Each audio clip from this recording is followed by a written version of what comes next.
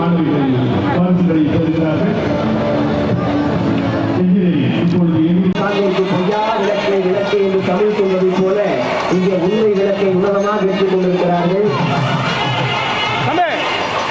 அங்கே வருகிற ஆழ்வதை நெய்யாத சிங்காரவேலன்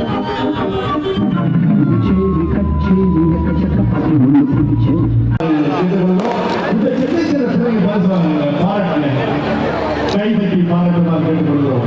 அடுத்து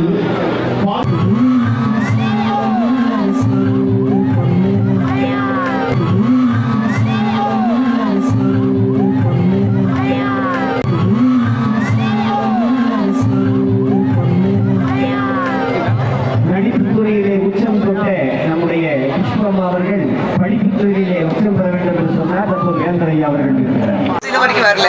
பார்க்கும்போது பீகார்ல நாங்க வரமாட்டோம் சொன்னாங்க. எங்களுக்கு வந்து வாய்ப்பே இல்லை சொன்னாங்க.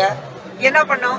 சிங்கிள் லார்ஜஸ்ட் பார்ட்டி அங்க வந்தோம். நாங்க வந்தோமா இல்லையா? இப்போ நான் உங்களுக்கு சொல்றேன், தமிழகத்துல எங்களுடைய தேசிய ஜனநாயக கூட்டணி வெற்றி பெறுது. அதுல எந்த மாற்றமும் இல்லை. அதான் சொன்னேன், பியூஷ்வர் அவர்கள் தான் அதை பத்தி பேசணும். அதுக்கு நாங்க பேசக்கூடாது.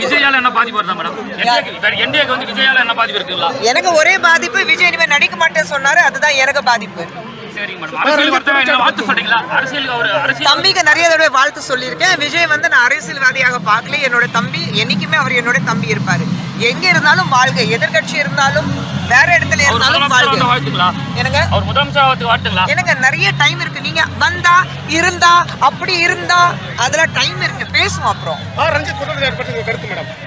ரஞ்சித் அவர்களுக்கு நான் வந்து பதில் சொல்ல முடியாது. அவர் ஏன் சொல்லியிருக்கிறாருன்னு அவருக்கு தெரியும். அவருக்கு விருது வரல, அவர் அப்படி பேசியிருப்பாரு.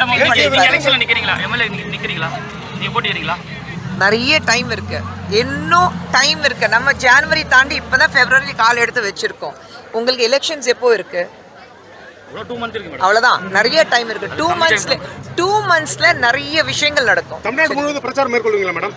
எல்லாமே இருக்கு. எல்லாரும் பிரச்சாரத்துக்கு போவோம், கவலையே வேண்டாம்.